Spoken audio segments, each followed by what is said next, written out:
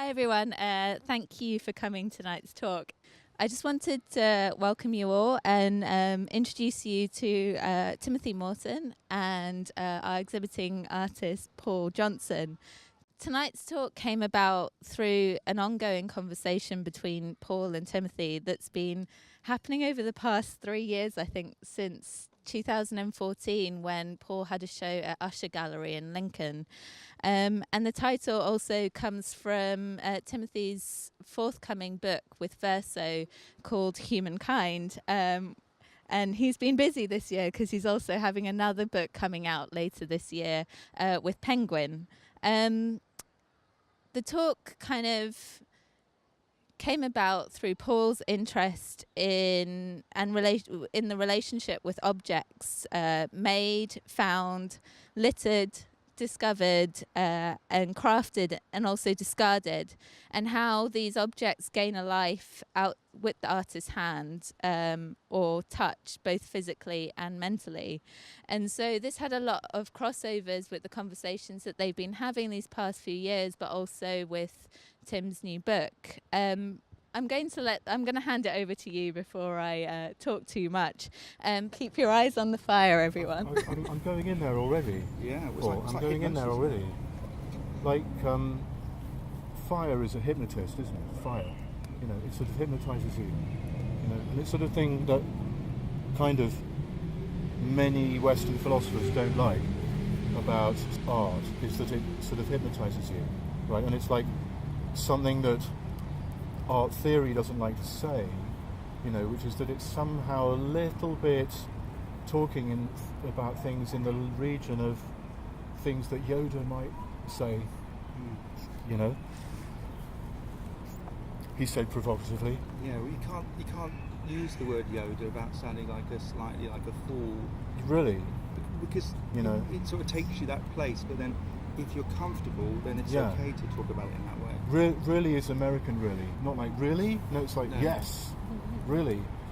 And one thing that happens for me when I see Paul's work is that I find myself in a kind of gravitational field, being kind of pulled by something that's already happening, right? And sort of like the idea that art is something that I make because I'm signing it or appreciating it, or, you know, maybe human economic relations are making it, or maybe history's making it, or maybe culture is making it. These are all sort of true, but there's another thing, which is that there's already something happening, right? Like, in order for there to be what in America is called a urinal, you know, when I'm from Texas, can you tell? I'm a Texan. And in a way, Texas is the Britain of America. You know, like, Britain is the Texas of Europe, you know, because it's full of these people who want to leave, you know. And thank you for laughing. And sort of quite right-wing, sort of leaving type people. And so I say urinal, you know, and like, in order for there to be a urinal, like a signed Duchamp urinal, there has to be a toilet, right, already, that you go in. And there's all these other things that happen. You know, like when we were in there, I got quite worried that my flies would remain undone up to and including this point. So I have this impulse to want to check, to see. I was about to say, I helped you out with that moment, but not physically. You did help me. You did help me out. You know, and sort of how, in a way, Paul's work allows you to let things kind of touch you, sort of kiss you a little, or sort of hypnotise you a bit. Yeah? Yeah. You think?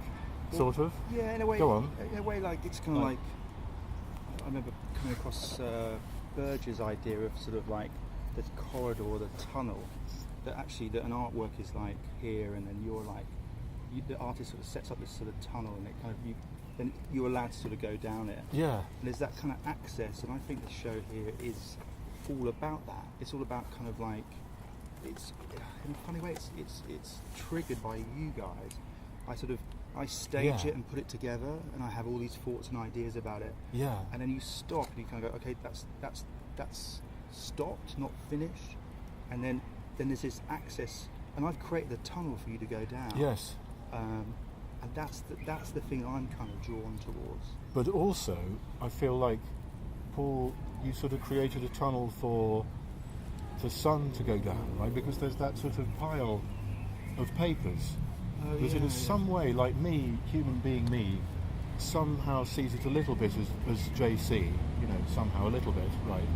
But the sun doesn't see it that way, and the sun is also painting, right? The sun is making a movie on the side of the paper that has these human-made photographs on it, because it's another kind of photography, which is what sunshine does to things. If you open windows, so that touches it. The objects in the room, in a way, object is not the right word, in a way, because when you hear that word, what you assume is it means kind of something that isn't you, and something that could be like the worst thing that could possibly happen to you would be to become one of those things. But if instead of hearing the word like that, you were to hear it as entity, right, then you maybe kind of relax a little bit about this notion, and maybe you feel like you're an entity in amongst these other entities, and for some reason these entities are allowing one another to coexist, and I feel like that's a very, very profoundly ecological orientation without any of this sort of religious upside the head slapping that usually happens in ecological speech. Like you open one of those newspapers and it might say something like, as you see on the floor, there's a thing that says asteroid about to hit Earth. Yeah. And it's from some kind of newspaper ad, I guess. Yeah, about 10 years ago. And on the cover of Der Spiegel, right after the November election in the USA, they had like this orange asteroid hurtling towards an orange asteroid with yellow hair, representing a gentleman whose name I will try very hard not to say, hurtling towards Earth. Right? And when you see the paper that says that, you're in sort of ecological speech world where we kind of traumatize ourselves with this kind of data, right? And then you think to yourself, well, actually, that paper is the past. I mean, somebody wrote it in the past, and it's written in the like it's there, so it's the past. And the asteroid didn't hit, and here I am reading this thing, and nothing bad happened. There was no apocalypse. And in a certain way, we're not talking about post-apocalypse art here, right? You may superficially, for 1 second, see like grey, concrete-looking things that make you think of post-industrial stuff. You go in there and think that. But in a way, like the best way to kind of defeat the notion of apocalypse is to completely get rid of it, rather than to try to avoid it, or if you're the orange ball, bring it on. And so I feel like that's a very generous thing to do, to sort of get us out of this self-traumatizing language that we use to talk to each other about coexistence, and get us more into another kind of space that has a little bit more of a kind of smile, because I think that when you smile, if you're having some kind of grief, horror, and it is horrible. I mean, I don't like to think about, who wants to think about, mass extinction and stuff. If you can smile, then you can cry. Like when you're doing some kind of grief process, as soon as you begin to smile, then you can really do the release. Yeah. And so, funnily enough, like this kind of tragedy mode that we're in, and I think also it's a kind of a mode of contemporary art, and when I say contemporary, I mean last 200 years art, is kind of not exactly transcended by Paul's work, but maybe sort of taken down a peg or two into a kind of comedy space, like one person trying to extricate themselves from their way of being, and yet and at the same time by doing that they're embodying it, is called tragedy, right? Like this guy is told that he's going to kill his father, right? So he escapes from the guy that he thinks is his father, and then he gets into this road rage incident, where he kills this guy who is his father, right? So the very attempt to escape from his fate is his fate, right? And that's the story we tell ourselves about the ecological thing that we've gotten ourselves into.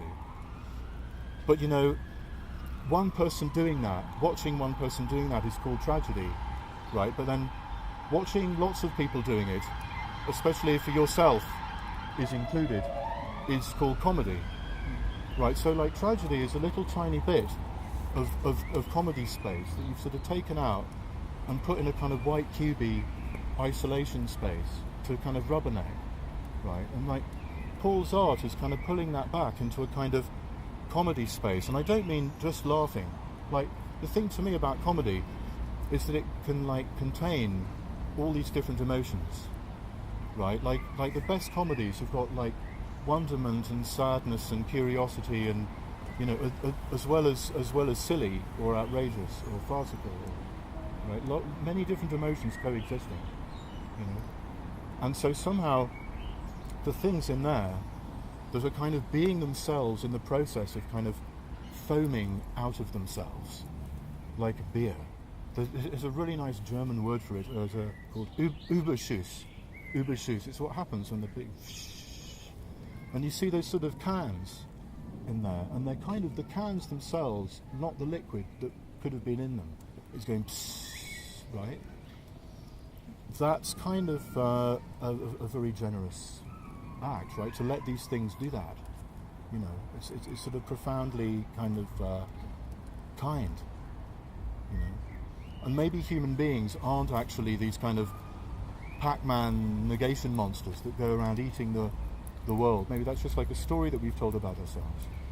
That's part of why we keep getting it wrong. Maybe we're actually very, very ultra-sensitive chameleons who kind of slightly allow ourselves to become what we're looking at, right? In the same way that when you're by a round of fire, as opposed to doing a kind of dramatic-looking kind of living room thing, which is normal dialogue space, it's like you're in a theatre watching us behind a kind of bourgeois fourth wall thing. Instead, you're allowing yourself to be kind of sucked in, you know, and like, because we've got this real fascination with making passive be very different from active, we find that very uncomfortable, because basically, unfortunately, we're retweeting a medieval Neoplatonic idea. Even Marxists, even people who think they're not religious, are doing this. And that's sort of one reason why, perhaps, we haven't yet been able to do this thing called moving into a future that might be a little bit nicer. Although now that I say that, I don't know about you, but I've had a very strange sensation this week, and now I'm talking on and on and on, which is awesome, because that's what I do for my job. In a way, the election last week was a Paul Johnson art piece, right? Because instead of like, thank you everyone, right? Thank like, you. it, yeah. If you thank but you later. it was a Paul Johnson art piece, by the way, and it's on sale. And but like, it's better than winning. I thought to myself, as soon as I watched it, it's better than winning, because what it means is reality, aka the fact that we've been in 1979 for the last 40 years or whatever, has suddenly evaporated. Suddenly it's not 1979, and we're not in Tory space, and we get to watch with some Schadenfreude as they fuck it up, which they don't do because they're Tories and are supposed to run everything perfectly, for the next 4 years, 5 years, 10 years, whatever, right? Until the game board has been completely changed, right? So fundamentally it's better than winning, and I feel that about Paul's show. It's better than winning. It's slightly wrong, like everything's a little bit slightly, he loves to use this word slightly. Yeah, we talked about that, haven't we? It's that thing of like, when you make something, Yeah. it's you kind of, there's loads of things in that show that I didn't want to do. I didn't want to litter the space, I didn't want to sort of pile it up with crap. Yeah. And it kind of like, and there's so many kind of, there's things where you know, there's items like crisps, there's kind of like, Yes. there's so many sort of no-nos in that Yes. show. But somehow acceptance or doing things slightly wrong is kind of really helpful. And Yeah. and then when you relax and you kind of like you just let your mind wander like you do in a studio space, then it's something kind of happens. And that show is all about kind of being slightly wrong and slightly relaxed, and then kind of being completely okay with that, as opposed to trying to get it right. Which is when you have a show here where if you look at the list of artists, they're kind of like, there's like, wow, okay, this is quite a history of artists, quite a history of shows. I'm like a fan of this place in a quirky way, and then to then step into that, but then I just dropped that, and I kind of went, well, actually, I'm just putting these things together in the studio. I'm kind of accepting everything that's around me, and then suddenly an offering. I've seen a piece of Presso who was great in the 80s, and I've seen that at the Freeze Art Show, and it just looked really, really dated because the materials didn't age well. So how do you, like, if you work with crisps and things like that, how do you, if you want to be true to your art, if you want to be true to your expression, how do you, like, stand in eternity, as in like someone who produces a really great piece of music, But does it can just like... But does it need to, you sound like you need it to. Does it need to be then this archival thing? I was just really... It's a beautiful question. I was standing in front of that piece and I admired him, and I was just sad it wasn't delivering anymore. Sort of let go. So to me, like, you've said an amazing thing, because you've brought in this notion of time, right? And like, the parts of the objects in there, it contain temporal parts, right? There's like future parts where all the plastic melted or got put in the ground and become part of the Anthropocene layer of human materials in the ground, right? And like, any work of art will end up like that unless it violates some laws of physics. And in a way, like, does eternal mean going on and on and on forever? Or does it mean like music, you have no idea, or painting? or does it mean you have no idea when it will stop? Like, I've just been in an interesting, thinking about relationships, and like, I learned something recently, which is cool, because I don't really learn very much. But I learned something finally, which is that infinity is better than permanence, and they're different. Right, permanence means going on and on and on forever, and that's what we think object means. We think object means a thing that goes on and on and on forever, or for as long as it goes on, underneath appearance. And there's one being, if you are a Neoplatonic Christian, that goes on and on and on forever without stopping at all, and is therefore more real and better than Paul or bits of grass or wood or flames, right? But does permanence, so permanence means going on forever. Infinity means you can't count it, right? It's uncountable. Like, are there 3 of them, 5 of them, 10? Wait, there are 2. No, 5,000, right? For some reason, counting becomes a problem, right? And so in a way, to me, eternity, infinity would mean uncountable depth of all the kinds of access modes that these beings are offering, not just to humans, but like to flies and sunlight and dust and each other and sort of themselves, right? And like, relationships can be infinite, right? And inevitably they're not permanent, right? But they can be infinite, because you may not be able to count all the different ways in which that relationship is manifesting, yeah? And somehow I get this when I look at this work. So to that extent, you could say eternal, but in another kind of way, like not your granddaddy's way, which means going on and on forever, but eternal in the sense of time keeps opening. The possibility of the future keeps it being held open by these things in that room, like thousands of different pathways forking and opening, like that Borges story, right? And the pathways of the future.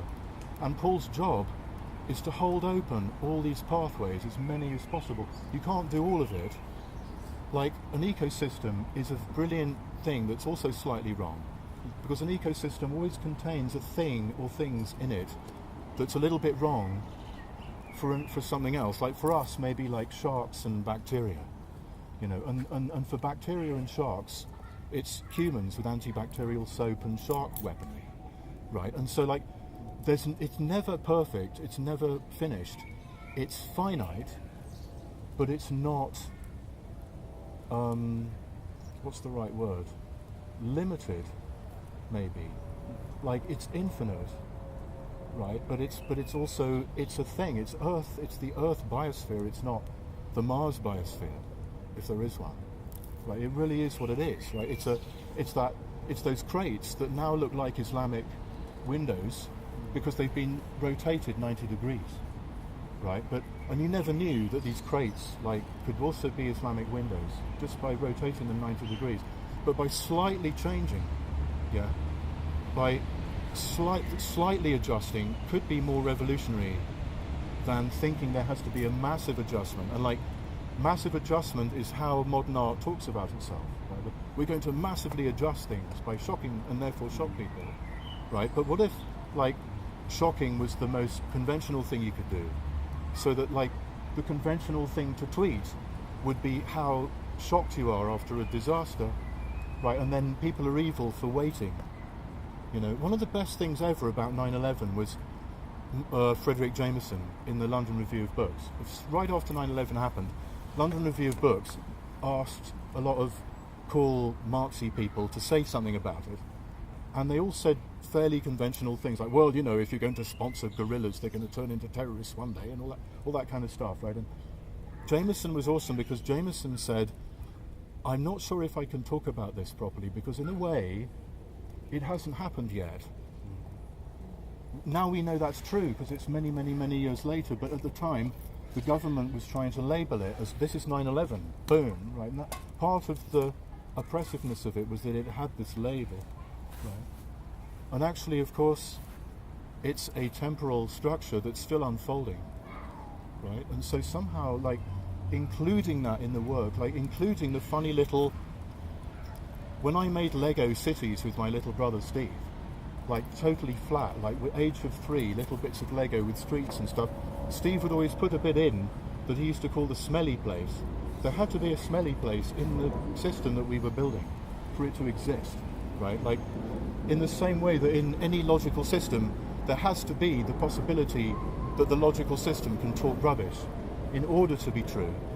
That's the funny thing. It's not that it's wrong, it's that in order to be true, it has to be able to talk bollocks, which is great for me because... So like, I think that says something about like bricks and humans and Paul and fires, right? Like, that actually anything always contains a kind of flaw, right? And if you're watching one person with a flaw acting it out and therefore fucking up in some way, it's called tragedy. But if you see lots of people doing it, it's called Faulty Towers. Discuss. I was thinking about what we're saying about kind of like there's loads of sculptures in that room. I will speak up. And it's sort of like those sculptures. Even that word seems problematic to me. It just doesn't work. Doesn't fit.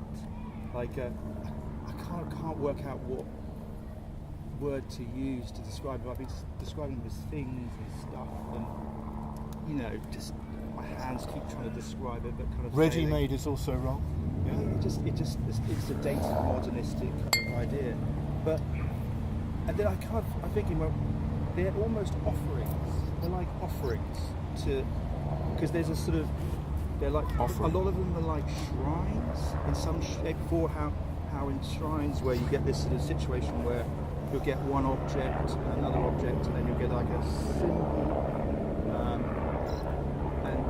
and then it's sort of like everything's on the same level. So you might have a toy next door to a deity, but that deity kind of is the same level. So in my mind, I think I'm making offerings as artworks as opposed to sculptures, and that's quite a confusing place to sort of be as an artist, because I can't pin it down, and that's kind of nerve-wracking in a way, which might sound dramatic, but it seems to be but there's a generosity and an honesty and an openness in that process that I'm really drawn to, and this is my little attempt at doing something generous and something open, and I used the studio as a kind of like a sort of a romantic space that people inhabit, and I thought, well, if you take it apart, what happens? I remember a lot of people coming to me and sort of thinking it was some destruction that I was doing, and we did a talk at the beginning, and someone asked me how I felt. I thought it was a kind of strange thing. It's sort of like I felt fine. I just took things apart. This isn't a mental kind of breakdown. It's just, this is just unscrewing things and going, okay, and you just seeing the possibilities and everything, and it unfolds. Well done. Here's the way of thinking about it. Yeah. It's Paul, completely. It's Paul's style, but it's not the bit of Paul that Paul is in charge of that he thinks is Paul. No. In other words, in each piece of the art, there isn't a little Intel Inside sticker saying, this is a Paul Johnson thing, this is a Paul Johnson piece of plastic, this is a Paul Johnson this is a Paul Johnson sentence, right? This is a Paul Johnson eyelash. This is a Tim Morton bacteria. This is a Tim Morton, viral DNA code insertion. Right? That's just bollocks, right? There's much less of Tim than Tim sometimes likes to think. In order for Tim to exist, there has to be all this kind of non-Tim stuff, and there isn't a little sticker in all of this. I'm not a stick of Brighton Rock that says this is a Tim Morton thing all the way down, right? And that's why I'm Tim. That's not big. That's why I exist, right? I'm a whole that is actually less than the sum of my parts, right? We've been telling each other for thousands of years that the whole is always greater, and we think we know what that means. Oh yes, of course, we know that, because no one's ever really shown to me why it's true. I mean, I've heard people go, ooh, emergence, ooh, special, and I'm like, well, but it's got 3 syllables and it sounds very fancy, but I still don't understand. And in a way, that kind of emergence is always keyed to some kind of observer, right? Like a kettle boiling is keyed to me, the person boiling the kettle, but to the electron that's going bip or not, it's not boiling at all, right? Emergence isn't a fundamental property, and in a way I feel like it's another one of these things where there's something in the world that's bigger and badder and better and more real than everything else. I wonder what it could be. Is it possibly an invisible man in the sky who wants to kill me? And everyone's afflicted by this. Everyone, left wing, right wing, everyone. We're still retweeting this agricultural religion thing, right? How can you have, and this is where Tim sounds very new agey, which is great, some kind of spirituality without the religion, right? How can you do that? Because to me that would be the magic key, one of them, to find the exit route from this thing we call, whatever this is, modernity, which is an after effect of this agricultural civilization thing that started to destroy Earth, right? And so somehow this kind of weird idea, now I just said this thing and you all either deleted it or didn't even hear it. That's the interesting thing. When I say the whole is always less than the sum of its parts, people go, something, because it's impossible. You've been trained, gaslit for 12,500 years, that it's the opposite.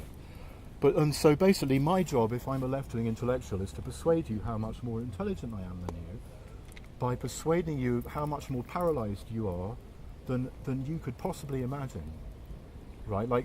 We're so fucked, and ideology is so, and even this sentence is part of the fucked upness, and that's why I'm more intelligent than you. What the fuck is that all about?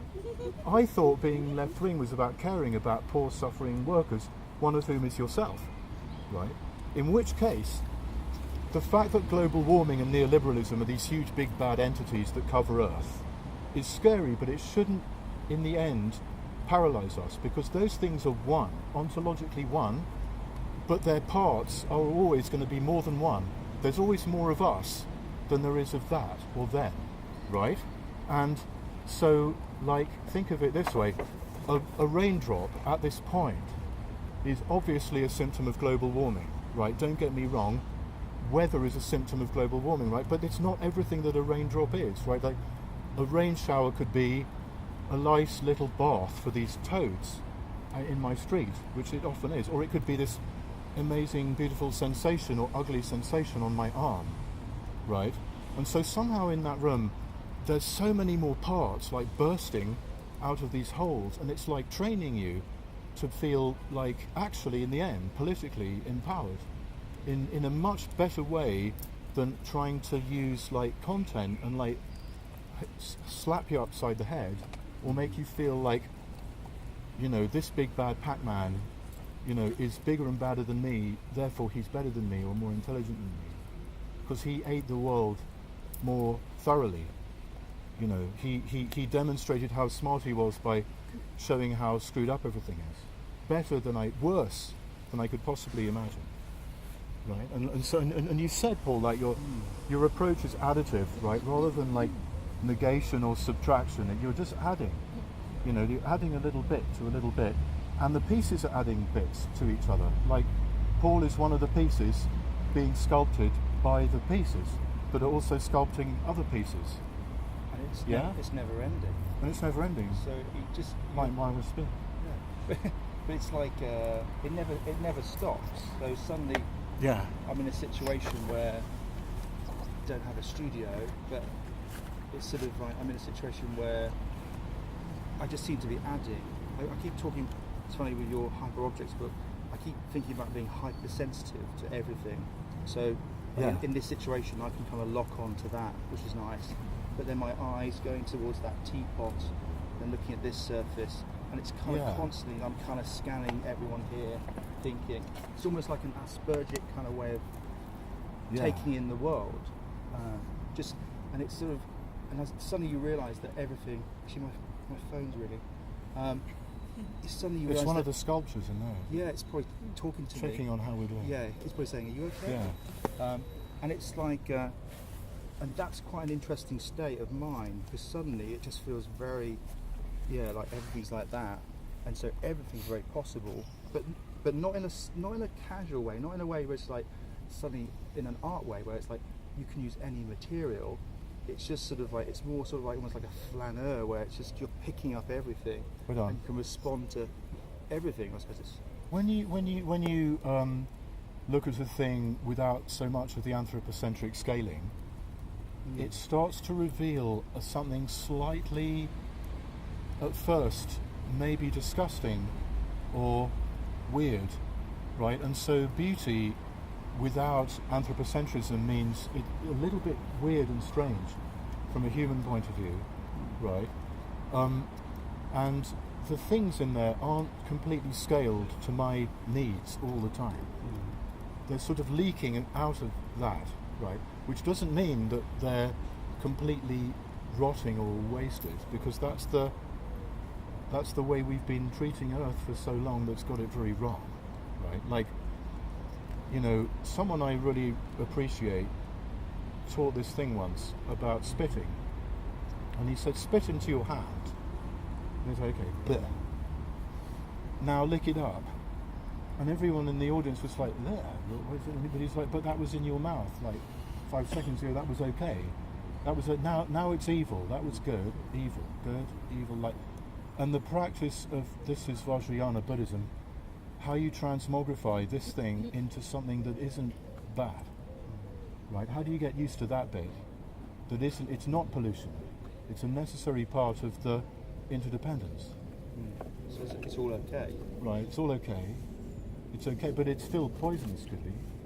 But it's sort of okay. There has to be some poison.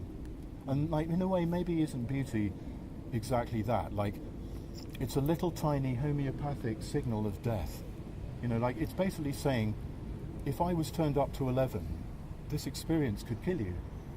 You know, I've been in gigs where, the My Bloody Valentine thing, where people are vomiting, fainting, and they're already wearing earplugs and running out. And you think, if I stay here for longer, my body will actually disintegrate, right? And so, like that, like you push the beauty just a little bit louder, more than it's like contained by that kind of Kantian or anthropocentric, like you take like the boron rods out of the reactor a little bit,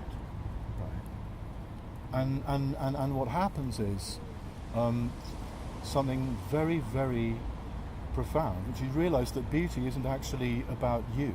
It never was, right? And it's a kind of mind meld with an entity that might not even be alive, let alone sentient, let alone conscious, right? And who's the top and who's the bottom in that relationship, you have no idea.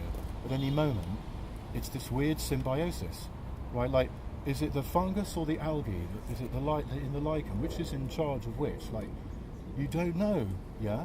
And so there's this kind of uneasy coexistence feeling, right? And this kind of uneasy feeling that could translate to like doubt or paranoia for us could be a basis for solidarity. Like the beginning of the solidarity feeling is actually a kind of almost slightly like doubt feeling. So it contains a necessary quality of, is this an illusion? Like at the back of the room, there's that sort of thing wrapped up in other things on top of a trompe-l'oeil that looks like a crater made of concrete, right? And it's like including that illusion in this very potent piece, you know, in the same way that one reason why Corbyn is awesome is the constant fourth wall violation, right? Like the only other person I know who does it that good is John Lennon, right? Like that he'll be doing an interview and he just looks at the camera for a second, and that movement is like this. You do realise, don't you, that this is a construct. This isn't completely real. It is real because it's about very important things, but it's highly, highly mediated illusion space, right? And so, for me, solidarity is a kind of uneasy kind of feeling of being together with, right, that is in fact the noise that the whole biosphere is making, at least for human beings, right? And so it's the cheapest possible emotion, like underneath empathy, right, underneath, like you don't even have to have empathy, like underneath that, it's super, super, super cheap. I'm interested in finding the cheapest, most readily available possible thing, right, in a way like the affect equivalent of a can of Pepsi, right, that everyone has, or like a coffee lid that has a kind of fancy word that I forget that my French art critic friend just told me. Pareidolia, like the face on Mars. There isn't a face on Mars, but it looks like a face on Mars. There's a face in the coffee cup thing. It looks like it, but there isn't, right? And like somehow that feeling is incredibly default because it doesn't require believing anything. It doesn't require it actually like allows all this kind of doubt and paranoia. Like, you might be a replicant, I might be an android. You can't really prove unless there's a God who wouldn't ever do that to me because he's really good and omnipotent and bigger than me and containing me and all that. Retweet, right?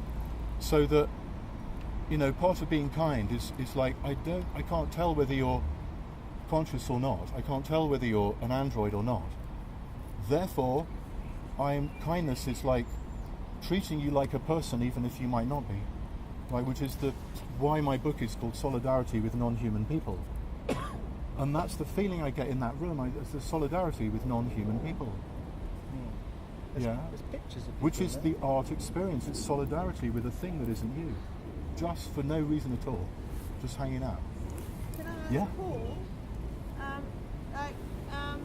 when you do your artwork, do you source from things that you find, or do things talk to you when you like objects that like old windows, or do you things that talk to me? Yeah. That's okay. Do you use objects because they instigate you to work with them, or do you work with materials because you choose them? It's just, I think it's a situation where you're sort of attuned to stuff. So you're just, as I say about being hypersensitive, you're just kind of looking, and I think I remember being on a foundation course, and I remember the tutor saying, you know, the classic situation where they sort of say it's all about looking, and there's a life model in front of you, and actually what I took from that wasn't look at the model, look at the room that it's in, look at the situation it's in, look at the geographic location it's in. Look, just keep looking. So my thing is, it's not that I'm looking at objects and they're talking back to me. It's which sounds like madness.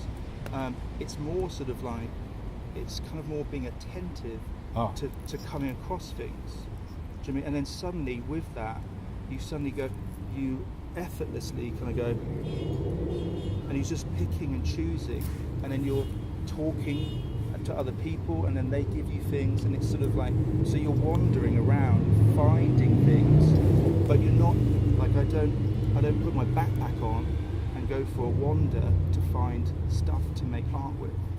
It's sort of like, it's just here. There's another around. cool thing that Jeremy Corbyn does. He says, listen. I didn't know this until yesterday because I watched another interview, and he's done it a few times now. He actually stopped John Humphreys by saying listen. Right? And what does listen mean? Well, most Clinton, Blair type politicians say look, yeah, which means over there's something you're not paying attention to. It's kind of condescending, right?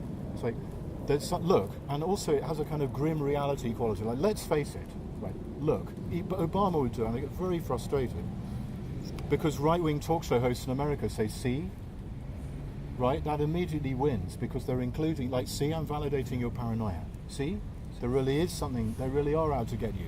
Whereas look is like, you're not good enough because you're not seeing this thing over here. But listen means be attentive to this thing here. Something's about to happen. It's called the future. This thing will contain a sentence because this is an interview. This sentence will rock. But beyond and above the rocking, I've opened your ears up to listen. And that's also the solidarity feeling, like attentiveness to, waiting for, like speaking is based on listening, isn't it? Like playing music is actually listening to other people, right? You're listening to the audience, you're listening to the scales you learned, you're listening to the music, you're listening to the other person trying to fit yourself into them, into their tune. Doing a solo doesn't mean like jerking off. It actually means like reading the situation accurately, right? And so listen is it's at 90 degrees to vision, which is really cool, you know. Fourth wall violation plus listen, killer. I'm starting to sort of zone into this fire thing a bit too much. I've sort of stopped. I've forgotten to speak a bit in this situation, just by kind of looking at this thing that's in front of us. Could I ask you to talk about the title of the show? Yay. Okay. Okay, yeah. Three things. Three dead simple things. One, it's Teardrop Centre is a recycling unit in Swanley.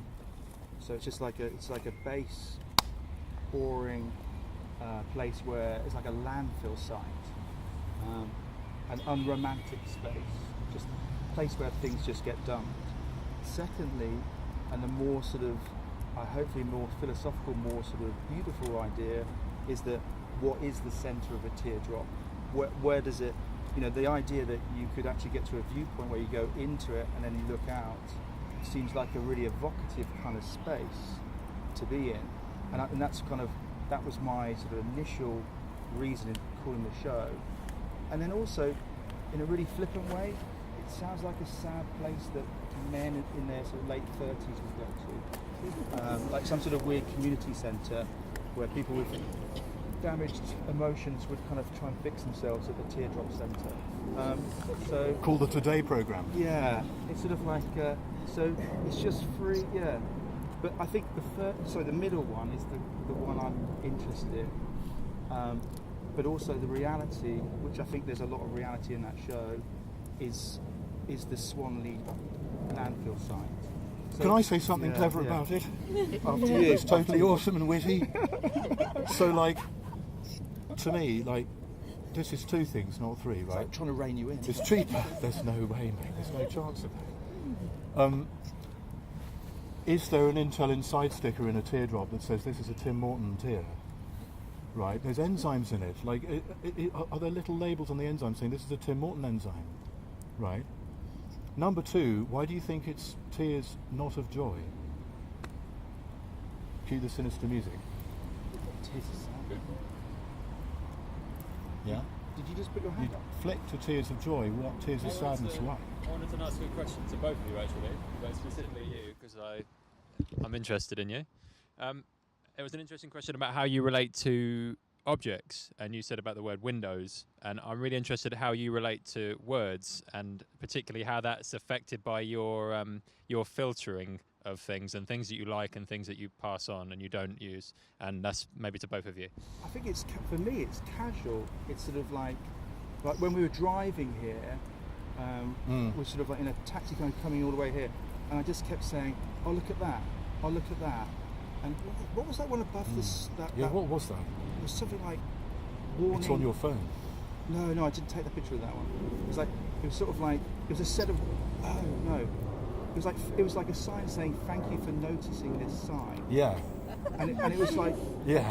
And so I look at language. I got like a lot of artists got that sort of dyslexic brain that sort of mixes and matches things, and so I don't get language, never have, and never will. And somehow I've managed to dance my way through education, and get through to a place where it's not being fully noticed, which is great. And so, for example, there's an IKEA bit of furniture dreaming of being a photocopier in that show, and on the side it's got the word pizza, and it's just a guy that kind of was dropping a pizza off, and he couldn't say the word pizza, so he went pizza. And I was like, say that again? He went pizza, and so I then just went back to the studio and just started to wrote it down like how he said it, then cut it out and then stuck it on. So I find language complex, like that word hangry. Such a great word. I presume that word's already in the dictionary somewhere. The idea that you're angry and hungry in equal measures. There's a group of women standing around it when I went to see it. I go, oh yeah, I get hangry. I just thought, I do. Yeah, I do. You know, and just it's like they're just triggers. Like for me, that language is just triggers, and all the artwork is triggers. So sticking words on things seems to be just another form of trigger. So that's how I respond to language. Can I ask you about the word unselfishness? Ooh. It doesn't exist. But I know you made it up, but yeah, but you think it exists. So it's sort of like, I can't remember what it's called. It's like a signet or a siglet. It's sort of like a word that you think it exists, but it doesn't exist. And it's like, I love that kind of use of language. Also, it sounds like a word that exists now, but it's actually from a Masonic banner that I bought from 1908. And it's just got his two hands shaking hands, and it's got the word unselfishness on it. And for me, it was an attempt for this show to be a bit about that, like to be unselfish. And of course it's impossible. It doesn't work. But again, that show is an attempt at trying to be in that state of mind. That's not, like you mentioned there, it's not spiritual. Because spirituality for me is slightly, I don't know, I go to a funny place with that. It's an attempt at being sort of unselfish, but again, it's a word that you think exists and I think exists but doesn't exist. So it's not there. And in my Derrida hat. Existing now. Yeah. So why can't unselfish exist? May I? I think it does. Like it does now because I've kind of forced it into the play. If you say it does exist now because you created it, is that what you're saying? It exists now because Paul invented it, right? Right. Right. But you see, this is the beauty. You've said something true. It still doesn't. I thought you were saying Well, it's taken on as I'm imagining it. I'm imagining it. It's a word because it sounds like it exists. It's just that little sign was someone was begging outside the studio and then tossed it to the side, and I just kind of picked it up. And I just kept. changing all the time. Huh? It's changing all the time. But this is the thing. Yeah. All words don't exist. Paul's just pointing that out. All words don't exist. All words are things that we think exist, but they don't. There is a profoundly subjunctive quality. It all, I mean, we know that language, like stuff and like nature, it shifts and moves and changes. Why? It's not a fixed point. It just so happens that we can use it to communicate, you know. But it will always change. Stuff can happen because it doesn't really exist. In that kind of granddaddy going on forever way. It comes back to the idea of something being, if we're talking about systems and complexity, it's just another very, very complex system amongst others. So, I mean, I think what I've taken the most is when you're saying you're afraid of sculpture and object, labeling things as being sculpture or objects, and is because more than they are sculptures, but they can be other things, are multiplistic. So when things are complicated, which I think there's a lot of complexity in there, and I think there's a lot of fear of complexity. Right on. When things are complicated and there's lots of interrelationships, things miss and things do connect, then it gets interesting. And does complicated mean really, really difficult to understand, but I can understand it, so I'm smarter? Or does complex mean it is profoundly, fundamentally impossible to understand it, even including the moment when you physically, completely do, from a kind of university PhD point of view, you have also failed simply to ignore it, or lick it, or brush against it, or make it into soup, which are other things you can do with it. Like worms can do that, you know, like there are many, like thought is not the top access mode. Therefore, licking, brushing against, ignoring, and flying onto, and landing on and laying eggs on are also just as valid access modes for this artwork, right? And so complex means not it's so amazingly brilliant entertainment for my thought mode that I can now display to be the best person in the room. It actually means I will never succeed in completely appropriating this thing to my concept.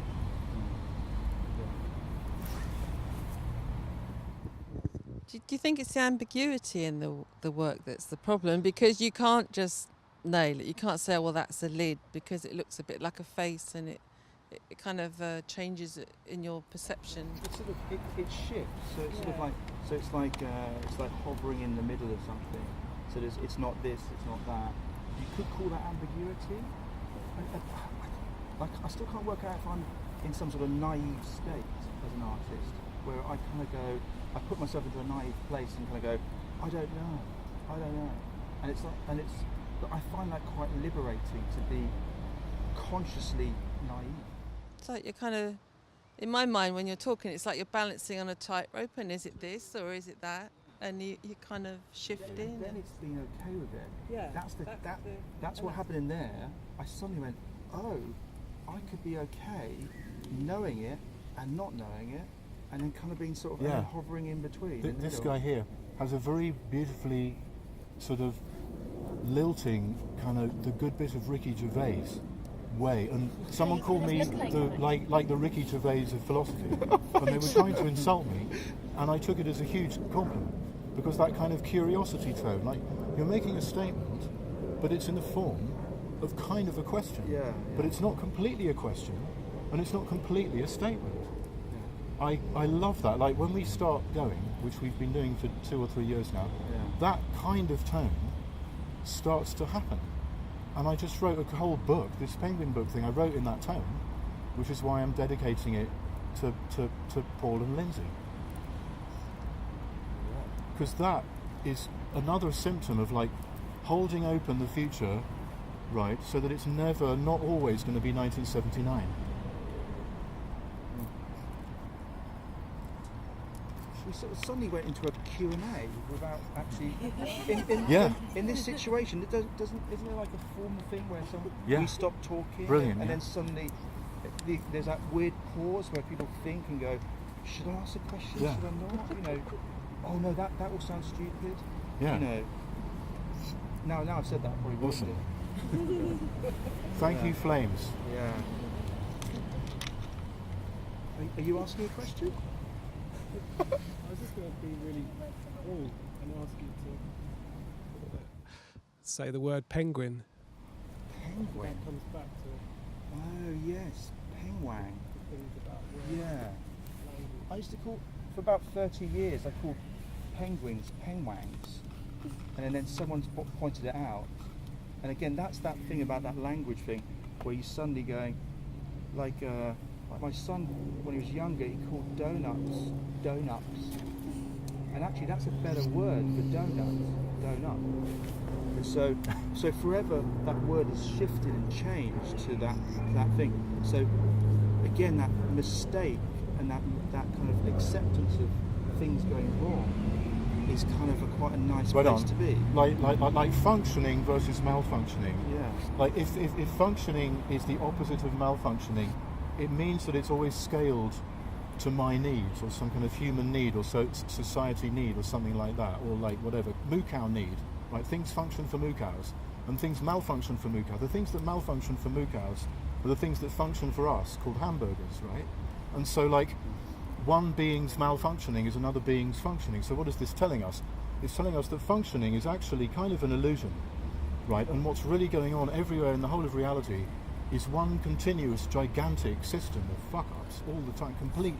Like the grass is malfunctioning, it's called growing, right? The tree is malfunctioning, it's called dropping seeds down, right? The fire is malfunctioning, it's called exhausting the wood, right? Like causality profoundly is malfunctioning, and when you see that first syllable, it has that kind of French word for evil, right? And like people often think that art is a little bit like malfunctioning like that. Like that's what they don't like about it. It's functioning in a kind of mal way, like it's spooky and hypnotic, and it's doing something to me without my will, right?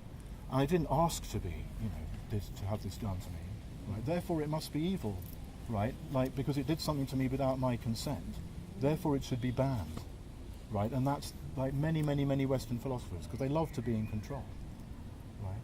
And so, to me, like allowing things to malfunction doesn't mean allowing them to be completely like sludgy grey goo nothing. It's actually allowing things that aren't me to have some functionality with them, right? And the functioning could be infinite. Like I can't count the number of different ways that a thing could function for another thing, right? So funnily enough, our world is a kind of slapstick kind of comedy world made out of my voice is now doing the thing that I'm describing. I